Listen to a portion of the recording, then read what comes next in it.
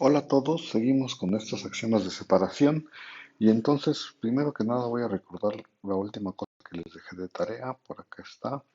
Acuérdense que les dejé de tarea demostrar que x es de 3 y medio, sí, solo sí, para todo x en x y para todo u abierto existe, bueno, u abierto que tenga x, existe una función continua de x al intervalo 0,1 que manda al punto en el 0 y al complemento del abierto en el 1. Ok, le dije que era una cosa más o menos inmediata a la definición. Y ahora, igualito que le hicimos con cuando estábamos viendo T3, hay un teorema parecido a pero en lugar de tomar cualquier abierto, te tomas cualquier subbásico. ¿Ok? Y entonces lo voy a escribir, lo voy a probar, pero por supuesto voy a usar para probar el siguiente teorema. Voy a pensar que ustedes ya hicieron su tarea, ¿ok? Entonces lo voy a escribir, me cambio a la siguiente hoja y entonces empezamos diciendo, a ver, proposición. Entonces, sea X tau un espacio topológico, entonces X es T3 y medio si y solo si para toda X en X y aquí deben haber empezado diciendo, perdonen ustedes, y S una subbase. Ok, entonces ahora sí. Entonces X es T3 y medio si solo si para todo x en x y para todo u subbásico que tiene a x, existe una función continua que va de x al 0,1, existe f continua de tal manera que manda al punto en el 0 y para todo punto en el complemento de U, la imagen de P es 1. ¿Ok? Bueno, eso es lo que dice nuestro teorema y por supuesto, pues es igualito que el anterior, nada más que cambiando todo abierto que tiene a U por todo subbásico que tiene a U, ¿no? Y entonces, pues la prueba, como dije, voy a usar el anterior y entonces pues uno dice, pues la de acá es por el teorema anterior, ¿no? Por su tarea le voy a poner, por su tarea.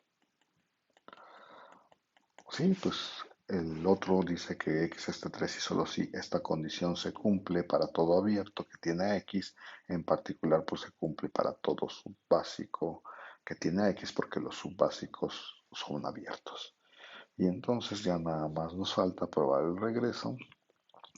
Y también para probar el regreso, como lo hicimos en aquel equivalente para T3, pues usamos también su tarea, es decir, el teorema anterior, lo usamos para probar que este 3 y medio. ¿Cómo lo usamos? Pues este, lo usamos, este, pues vamos a probar que si tenemos un punto y un abierto, existe una función continua del espacio al intervalo 0,1, de tal manera que manda al punto en el 0 y al complemento del abierto al 1. ¿Ok? Y entonces pues, queremos usar el teorema anterior, entonces empezamos diciendo, pues tómate un x en x y u abierto de tal manera que x esté, ¿no? Y entonces aquí tenemos un punto, un abierto y en medio podemos meter un básico que provenga de esta subbase, ¿ok? Y eso se escribe de la siguiente manera. A ver, lo pongo aquí, como S es subbase, existe una N en las naturales y 1 hasta un subbásicos, de tal manera que x está en la intersección desde que y es igual con 1 hasta n de los ui's y eso se queda dentro de 1. O sea, nada más estoy diciendo, mete entre x y u un básico que provenga de esta subbase. Ok, ahora, como estos ya son subbásicos, cada uno de estos, pues ya les puedo aplicar la hipótesis, ¿no? Son subbásicos que tienen a 1, que tienen a x, perdón. Entonces lo digo aquí. Para cada i desde 1 hasta n, pues tenemos que x está en el ui y este es un subbásico. Entonces, por hipótesis, existe fi, una función continua que va de x al intervalo 0, 1, continua, que cumple que f de x es igual a 0, fi de x es igual a 0 y para todo p en el complemento de ui,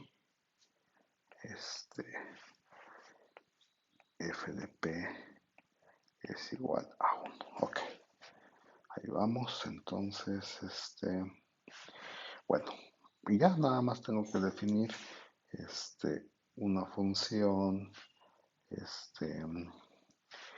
continua de x en el 0, 1, ¿no? Entonces definimos f que va de x al 0, 1 como al 0, 1 cerrado como f de x.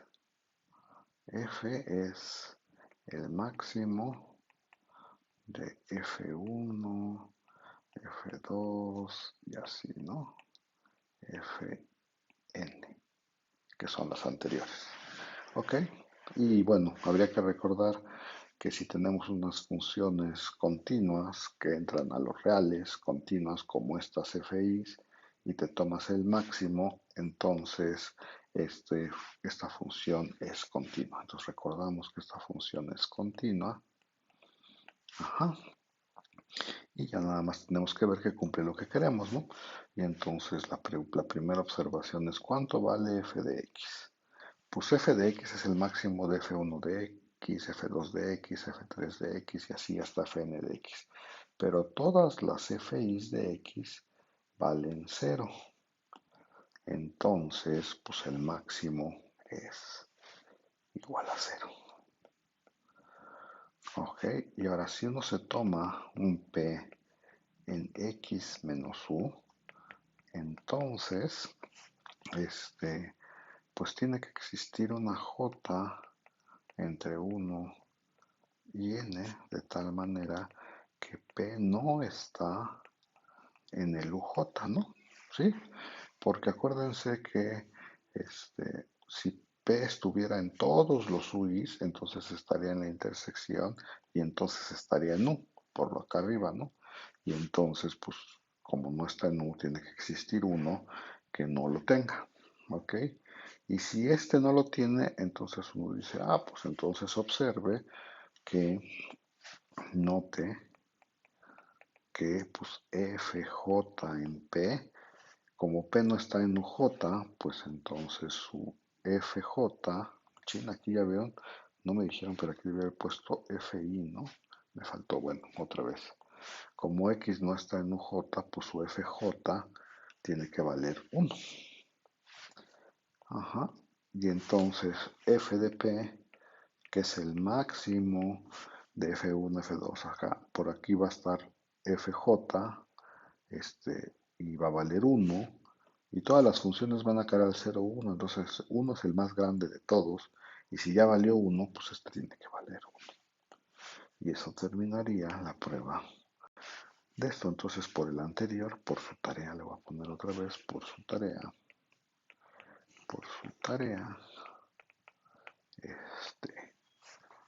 x, 3,5, ¿ok? Bueno, y entonces Otra vez lo que dice aquí es que, lo voy a hacer grande, que solo basta checar esta propiedad para subbásicos, ¿no? ¿Sí? Y ya les dije que eso va a ser importante porque pues en algún momento querramos probar que algo esté 3,5 y pues basta hacerlo para subbásicos. Ok. Creo que eso es todo por T3,5 y entonces nos vamos al siguiente axioma de separación. A ver, lo voy a poner aquí. Siguiente axioma de separación. Pues definición. Sí, otra vez, definición. Definición. Sea, como siempre, X tau un espacio topológico. Entonces decimos que X es, primero, T4, si para cada par de cerrados, de subconjuntos cerrados de X ajenos, si para cada par de cerrados ajenos existen U y B abiertos que cumplen que el primero está en U, el segundo está en UB y este U y este UB no se intersectan. Ok, entonces ahí está. Eso es RT4 y por supuesto tenemos una cosa que se llama normal. Si es T4 y T1. Y bueno, seguimos como siempre con todas nuestras observaciones, ¿no? Las primeras. Este, ok, pues a ver, voy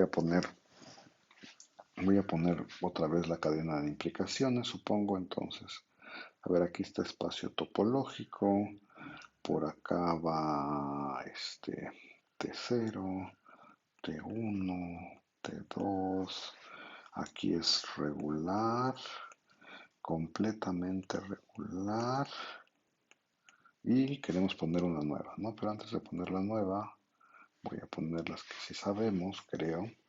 El T0 implica espacio topológico, T1 implica T0, T2 implica T1, regular implica T2, completamente regular implica bueno, regular, perdón. Y aquí quisiéramos poner otra cosa, ¿no? Y de hecho lo que se va a poner aquí va a ser normal y va a haber normal y va a haber una flecha para acá y otra flecha así. Pero ahorita digo un poquito más de eso porque tengo que hacer un montón de observaciones. Bueno, también vimos que estas de regreso no se cumplen, ¿no? Ajá, ajá, ajá. Bueno, ya ver, espero no hacer los muchas bolas. Voy a poner normal aquí y voy a empezar a decir algunas cosas, ¿no? A ver, primero, acuérdense, aquí le voy a poner regular, acuérdense que era T3 más T1, ¿no? Completamente regular era T3 y medio más T1. Y normal, pues como dice la definición, es T4 más T1. Ahora, yo quisiera probar que, pues bueno, primero quisiera probar la azul, ¿no? La azul, o sea, la de que normal implica completamente regular. Pero hay que acordarse de una cosa. Fíjense que aquí sí habla de separar cerrados, esta definición, sí habla de separar cerrados con abiertos, ¿no? Y completamente regular, si uno se acuerda, habla de separar cosas con funciones. Y no se ve tan natural que sea así, ¿no?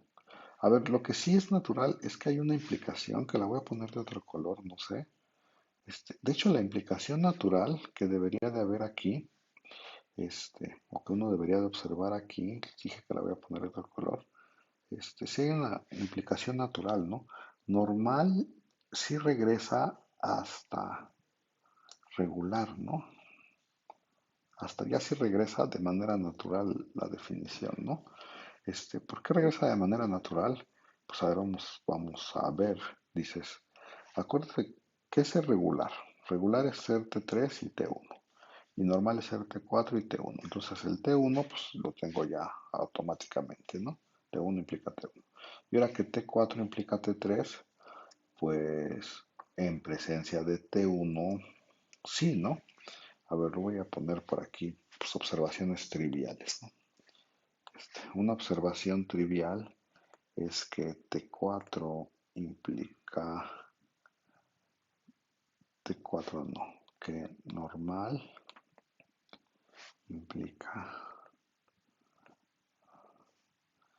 implica regular.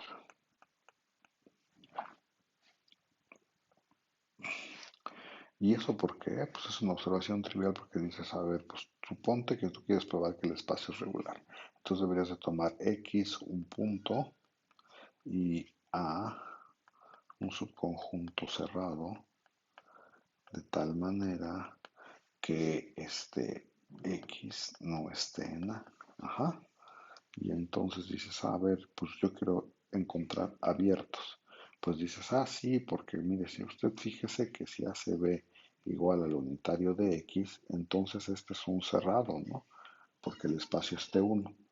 Es un cerrado y además, pues A y B son ajenos, ¿no? Sí, pues el hecho de que X no está en A, pues significa que A y B son ajenos. Y entonces ahora sí, como el espacio es normal, entonces existen U y V abiertos, de tal manera que uno está en uno, el otro está en el otro, y U y V son el vacío. Pero esto que está escrito aquí está contenido en V, eso se puede escribir como que X está en V, ¿no? Y entonces ya encontré dos abiertos, uno que tiene al punto, otro que tiene al cerrado y que son ajenos, por lo tanto el espacio es regular. ¿Sí? Bueno, a ver, esta observación trivial la hice para ver, bueno, sí puedo regresar de aquí hasta acá. Este, no es tan natural regresar de normal a completamente regular, ya se les dije, porque porque este habla de funciones y este habla de abiertos. Y entonces habría, creo que me van a odiar cuando oigan esto, pero pues lo voy a decir. Y luego va a quedar una constancia escrita de todo esto. Pero bueno, a ver, lo digo rápido.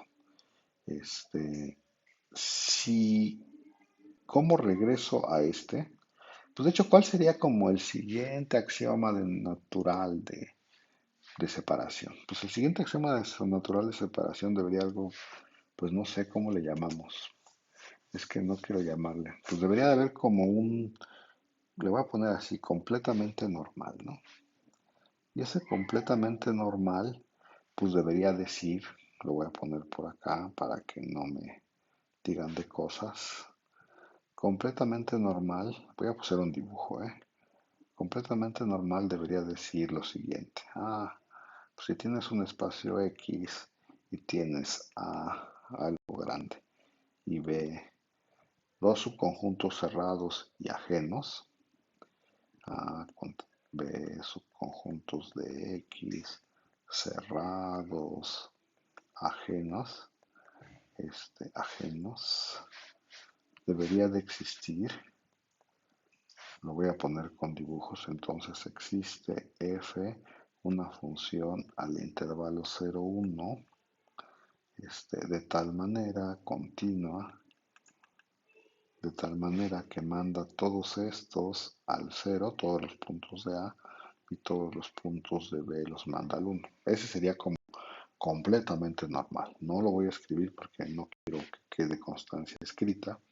Y entonces, igualito que como lo hicimos para probar que completamente regular implica regular, pues es natural pensar que completamente normal pues implicaría normal, ¿no? Y eso inmediatamente nos daría una flecha que va de aquí para acá, ¿no? Porque ahora sí, pues uno sí puede relacionar este como bueno, este completamente normal con completamente regular. Y entonces dirías, ah, pues ya tengo un regreso desde aquí hasta acá, ¿no? Y entonces, cómo le hago para que, cómo le hago para que, cómo le hago, pues para regresar este azul? A ver, recuérdense que yo la que quiero es la azul, ¿no? Yo la que quiero es la azul, esta. Y si yo tuviera, esa es la que quiero, ¿eh? Esa es la que quiero. Si yo, ¿cómo la puedo obtener? Pues fíjense que si yo supiera que estos dos conceptos son equivalentes, normal y completamente normal, entonces yo podría ir al azul diciendo, pues me subo para acá, a ver, lo digo bien. Si yo quiero obtener esta, pues lo que debería de hacer es subir para acá y regresar para acá. Y eso de subir, pues dices, pues ¿cómo subes? Pues resulta que estos dos conceptos van a ser equivalentes. ¿Ok? Esto que llamé Cn y normal es exactamente lo mismo. Y entonces, como son equivalentes, ahora sí, para yo probar esta azul, pues lo único que voy a hacer es decir, pues me voy para acá arriba y me voy hacia abajo. Bueno, en resumen, esta azul va a quedar pendiente. ¿Pendiente por qué? Pues va a quedar pendiente hasta que yo pruebe que estos dos conceptos son equivalentes. ¿Ok? Y cuando estos dos conceptos sean equivalentes, pues voy a tener una manera natural de regresar a completamente regular. Y bueno, sí, está bien. Y entonces, como que debería de ser, otra vez, este es concepto de completamente normal, es como el siguiente paso en la acción, en la acción de separación, pero resulta que no es un paso, que son exactamente la misma cosa que ser normal. Bueno, pues ahora sí voy a borrar todo esto y esta todavía no la tengo, entonces la borro. Esta pues es más o menos natural, pero todavía no he dicho bien que es completamente normal, entonces lo borro.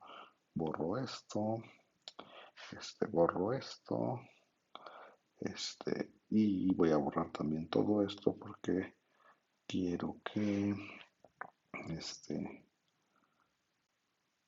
quiero decir, bueno, y entonces todo eso que dije hace rato era la explicación de por qué la flecha que debería de ir aquí, azulita, la voy a, la voy a esperarme un poco para tenerla.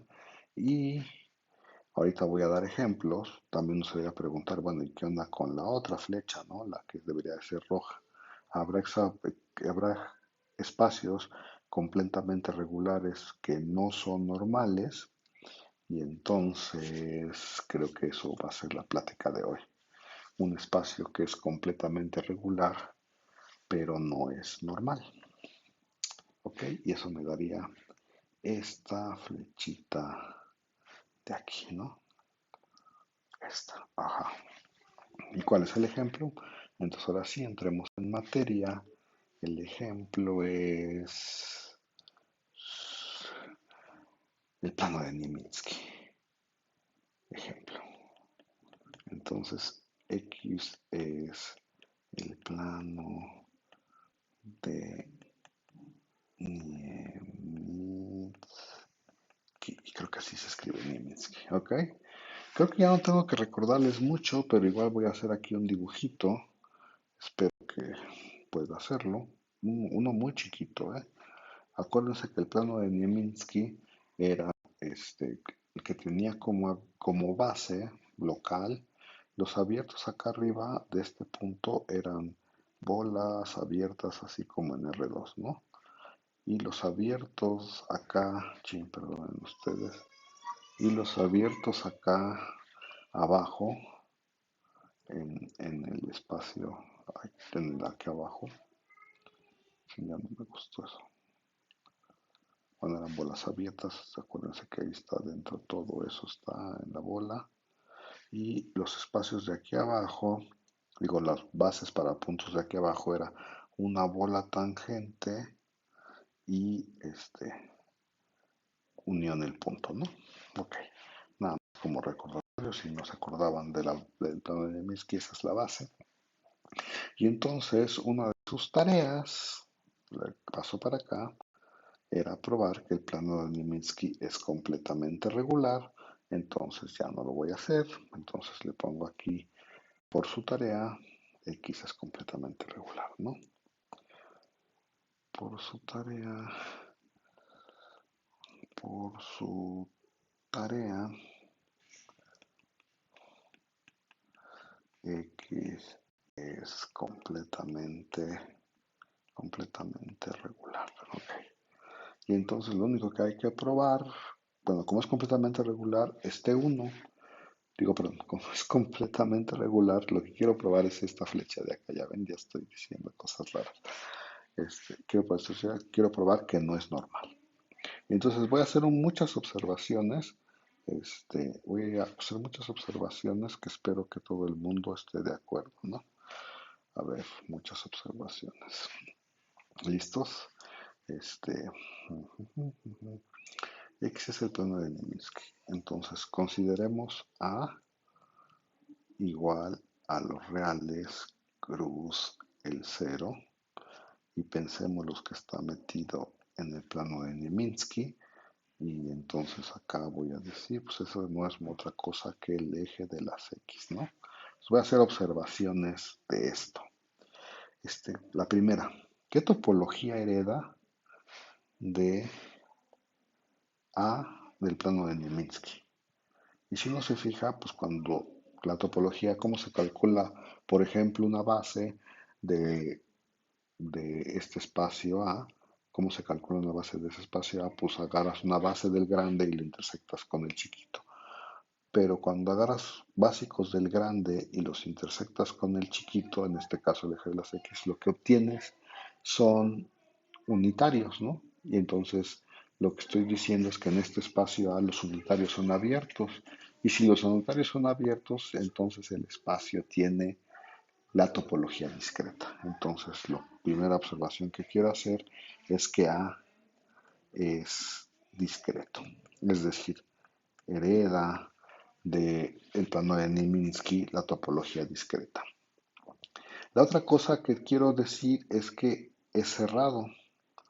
¿Por qué es cerrado? Pues fíjense en su complemento. Tómate un punto en el complemento. ¡Pum! Este, Puedes dar toda una vecindad alrededor de ese punto que no toque A. Y entonces eso significa que el complemento de A es abierto y por lo tanto A es cerrado. ¿Ok? A ver, la otra cosa que quiero notar es que A, el cardinal de A, pues es el mismo que el cardinal de los reales, que es el mismo que el cardinal de la potencia de los naturales, que es el mismo que le llamo seno, ¿sí? Entonces no sé cuál de todos, bueno, luego van a ver por qué puse todo eso. Entonces A es cerrado, discreto, ok. Otra cosa es que si yo defino D como los racionales, cruz, los racionales, intersección, el plano de Minsky, este es un subconjunto denso, ¿no? Pues, ¿por qué es un subconjunto denso? Pues dices, tómate un abierto, en particular un abierto básico, no vacío. Y hay que demostrar que todo abierto básico no vacío tiene puntos del denso. Pues sí, ¿no? Aquí adentro Aquí adentro de, por ejemplo, siempre puedes encontrar uno que tenga ambas coordenadas racionales y aquí adentro de siempre puedes encontrar uno que tenga coordenadas racionales. ¿Sí está bien? Y entonces, pues es denso. En particular, eso me dice que tiene un denso numerable, o sea, esto que acabo de escribir, en otras palabras, se puede decir este, como que, este, X, o sea, el plano de Minsky, es separable, ¿no? Entonces aquí lo pongo.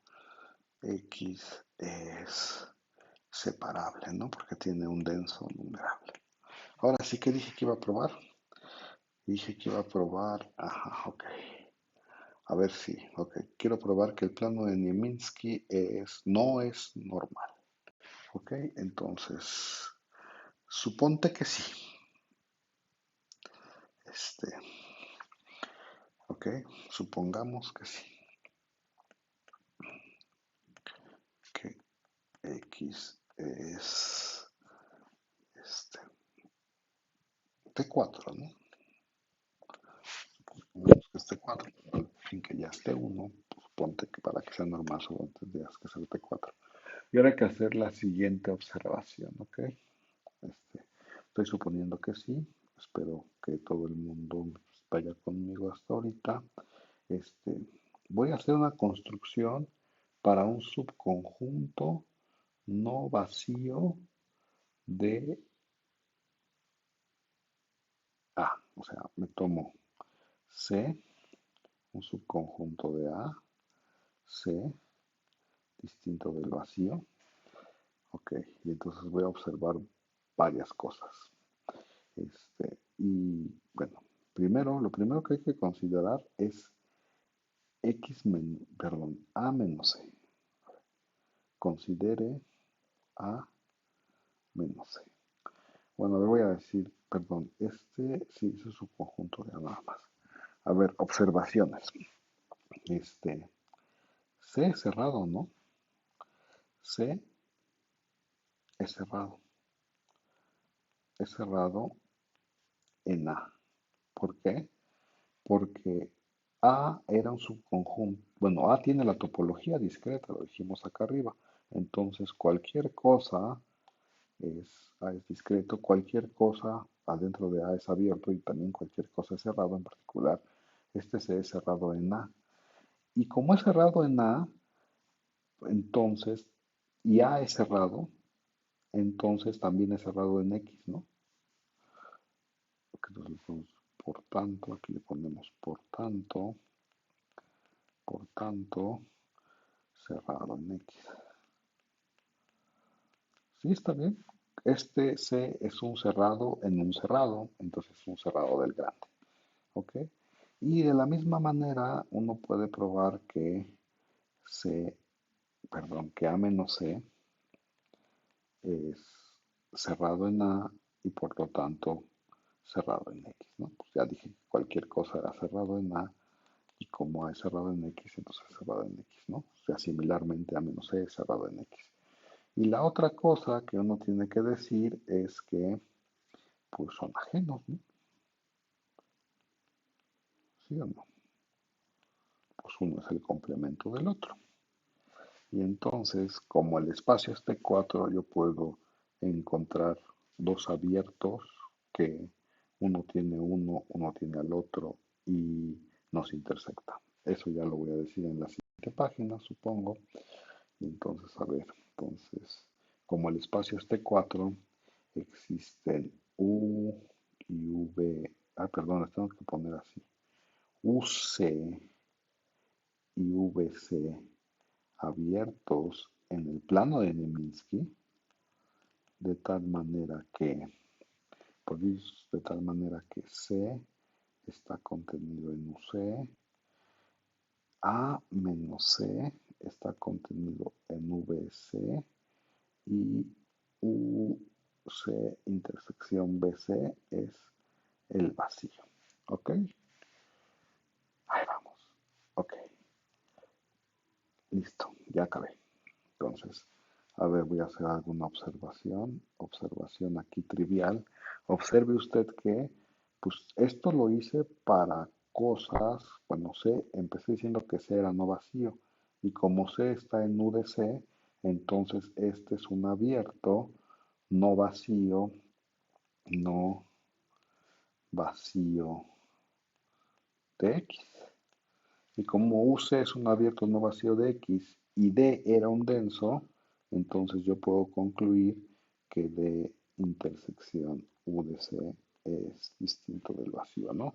D era el denso, acuérdense, son los racionales. Ok, y ya acabamos. Entonces, a ver, voy a tratar de recordar qué acabamos de hacer. Entonces, aquí estábamos haciendo una construcción. Para cada subconjunto de A, construimos un UDC abierto, no vacío, de tal manera que pues esto es no vacío, ¿sí? Y a ver, entonces, ahora usted defina, el siguiente paso es definimos una función phi que va, voy a ver si lo puedo escribir bien, de la potencia de a la potencia de D y defínalo así como phi de C es igual a D intersección UC si C es distinto del vacío y que sea el vacío si C es el vacío. ¿Se entiende? O sea, ahora estoy definiendo una función de la potencia de a la potencia de D de esta manera, ¿no? Este, ¿Sí está bien? Y entonces, a ver, pues acuérdese usted que, de hecho, pues fíjese que, bueno, a ver que salvar las observaciones. Esto de verdad es un subconjunto de D, esto de verdad es un subconjunto de D, y esto, pues ya este es el que construí acá arriba, ¿no? Este es el que construí acá arriba. Ok, ¿qué es lo que yo quisiera probar? A ver, lo ponemos como una afirmación, ¿no? Afirmación, afirmación. Este, phi es inyectiva. Ajá. Este,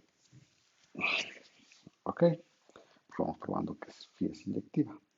Entonces tomemos K y G, subconjuntos de A. Si alguno, o sea, si K es el vacío, pues, bueno, vamos que sea subconjuntos de K, K distinto de C. Si alguno de los dos es el vacío, entonces el otro es no vacío y entonces iban a dar a cosas distintas, ¿no? Este, bueno, a ver, lo pongo. Caso uno. Caso uno. Si, por ejemplo, K es el vacío, entonces C es distinto del vacío y por lo tanto, si C era distinto del vacío, no sé si se acuerdan, entonces D intersección UC es distinto del vacío, que se llama phi de C y phi de K por definición sería el vacío y eso me diría que phi de C es distinto de phi de K. Ajá. Bueno, sería el caso 1. Caso 2. Si C es el vacío, entonces similarmente phi de C es distinto de phi de K. Y entonces el caso interesante y el único que debería de haberme preocupado desde el principio es que K es distinto del vacío y C es distinto del vacío. Ok, entonces ahí vamos. Acuérdense que estamos en este supuesto, ¿no? K y C son subconjuntos de A distintos y ahora en el caso 3 son distintos del vacío. Ok, y entonces, este, pues son distintos, ¿no? Entonces habría un subcaso 3.1, ¿no? 3.1. Como son distintos, pues entonces uno no está contenido en el otro. Pues supongamos que C no está contenido en K, o sea que cuando yo a C le quito K, esto es distinto del vacío, ¿ok? Bueno, pues hagamos ese caso, ¿ok? Es distinto del vacío, dije. Entonces yo puedo escribir el vacío es distinto de C menos K. Y luego yo digo, pues fíjate que este conjunto, como C, acuérdense que cada vez que me agarro un conjunto, un subconjunto de X, yo ya le pude, ¿cómo se llama? A cada subconjunto no vacío de X yo le asigné un UC y un BC. O sea, va a haber un UC y un VC, y va a haber un UK y un VK que me los avienta esta cosa, esta construcción que hice de arriba, ¿no? Bueno, pues el C estaba contenido en U de C, ¿no? ¿Sí? Pues parece que este era un abierto que tenía C. Y, y el complemento de K, que estos, estos puntos, por cierto, están en el complemento de K, estaba contenido en el VK, ¿no? Entonces esto está contenido en la intersección de este, ¿sí? Y entonces, bueno, ¿qué dice aquí? Pues fíjense que esto es un abierto, ¿no? Porque es la intersección de dos abiertos. Entonces, si es un abierto, pues entonces le tiene que pegar al denso, ¿no? Entonces lo pongo por ahí, ¿no? Como D es denso y este de acá, el UC intersección BK, es un abierto, no vacío, entonces el denso le tiene que pegar al abierto, ¿no? Al abierto. UC intersección VK. Chin, lo quiero poner un poco mejor. Esto le tiene que pegar, o sea, a ver, lo pongo, el vacío es distinto de cuando yo intersecto el denso con UC intersección VK. VK, ¿sí? VK. Eso era como era denso. Entonces esto es no vacío, ¿sí? Ahora voy a poner unos paréntesis que no voy a poner. Lo voy a haber puesto así, ¿no? Pero pues también me conviene, como la intersección desasociativa, también me podría convenir asociarlo así. Y mejor los voy a asociar así. ¿Sí está bien o no? A ver, lo voy a decir. Entonces, esto es igual. Bueno, si esto es igual, estos dos de acá, pues si se acuerdan, esa es la definición de phi de C, ¿no? Así se define phi de C, ¿sí o no? Y me quedaría, pues, intersección BK, ¿sí? Pero acuérdense que si estás en BK, o sea, todos estos puntos están en phi de C y en BK, pero si estás en BK, no estás en UK, porque UK y VK son ajenos. Ajá, y entonces eso me dice que esto se tiene que quedar contenido en phi de C menos, o sea, está en UK, entonces no está perdón, está en VK, entonces no está en UK, ajá, porque estos dos, UK y VK, son ajenos. Y si uno se acuerda, UK se usa para definir la phi, ¿no? Y entonces puedo decir que entonces esto está contenido en phi de C menos phi de K. Y entonces, ¿qué acabo de probar? Pues acabo de probar que este de acá es no vacío. Eso quiere decir que phi de K, que phi de C no está contenido en phi de K, o en otras palabras, que son distintos. Ajá. Y bueno, hay uno que diría similarmente caso 4. No, caso 4 no, perdonen ustedes. Caso 3.2 pues sería cuando se cumple la otra contención, que es caso 3.2 sería cuando se cumple que K menos C es distinto del vacío, pero esto se hace similar, ¿no? Similarmente, y eso significa que se les queda de tarea para ver si entendieron todo lo que dije acá arriba, ¿ok? Y entonces, a ver, ya, para terminar, lo voy a hacer aquí. ¿Listos? En esta parte de aquí que nos queda. Y entonces, ¿qué tenemos? Pues tenemos una phi, que es la que está escrita aquí junto, que además es inyectiva, ¿ok? Que va de aquí a acá, que es inyectiva. ¿Eso qué les dice? Pues eso que les dice, pues tengo una función inyectiva de la potencia de A a la potencia de D. Como es inyectiva, entonces, en teoría, debería de haber más puntos. Ay, lo voy a escribir por acá. Debería de haber más puntos en la potencia de D que en la potencia de A, ¿no? Y entonces voy a escribir estas cosas. Pero si se acuerda usted, D era un subconjunto numerable, ¿no? Pues eran los racionales con los racionales intersectados con el plano de Minsky. O sea, es un conjunto numerable.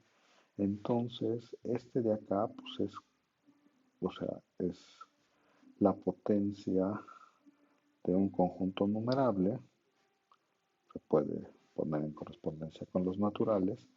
Y aquí nos quedaría la potencia de A, que podríamos dicho que se podía biyectar con los reales, ¿no? ¿Ok? Pero la cardinal de la potencia de los naturales este, es el cardinal de los reales, ¿no? Ya habíamos dicho, ¿sí? ¿Está bien?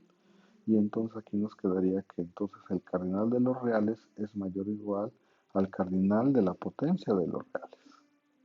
Che, pero si se acuerdan, pues eso no se puede porque el teorema de Cantor dice que la potencia siempre tiene cardinal más grande que el conjunto, lo cual contradice, lo cual contradice el teorema de Cantor, ¿no? El teorema de Cantor, acuérdense que dice que el cardinal de un conjunto siempre es estrictamente menor que el cardinal de la potencia. Y entonces eso terminaría, pues eso es una contradicción, que vino de suponer que el espacio era, todo esto vino de suponer que el espacio era T4, ¿no? Acá está. Y entonces la conclusión es que el plano de Minsky es un conjunto que es completamente regular y no, y no normal, y eso es la prueba de esa flechita.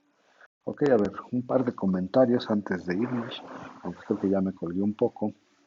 Pero a ver, ¿qué usamos? De hecho, usamos que fuera el plano de Minsky, usamos algo, este, algo que tuviera que ver con el plano de Minsky. Pues en realidad no parece que usamos mucho, ¿no?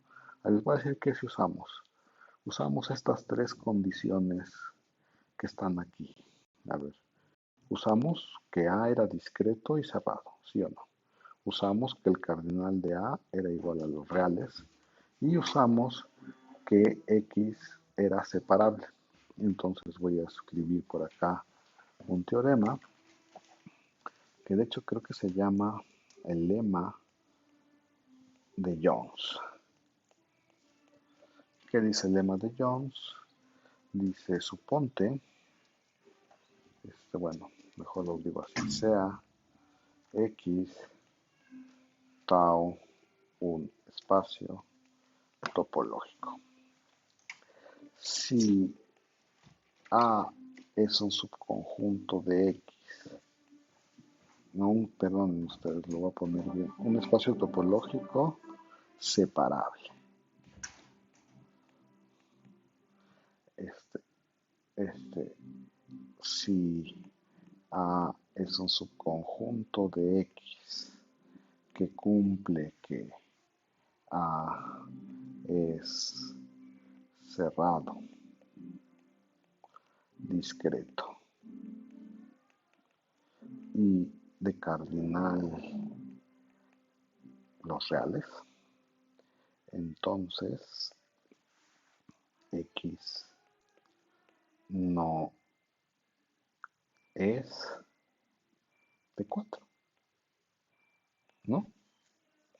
Sí, creo que eso fue todo lo que usamos, ¿no? Y entonces, pues si todo está bien, ahí se les queda de tarea probar el lema de Jones, que en realidad nosotros ya lo hicimos, pero no queda de más que lo vuelvan a hacer para ver si lo pueden reproducir ustedes sin ver sus notas. Y este lema de Jones es importante porque te dice una manera muy fácil de decir que un espacio no es T4, ¿no? Nada más hay que ver o hay que encontrar un cerrado, discreto, de cardinales reales. Bueno, un espacio separable, eso es como muy importante también, ¿sí? Bueno, pues creo que ahí la dejamos. Pues luego sigo subiendo material de axiomas de separación. Este, nos vemos pronto, cuídense mucho.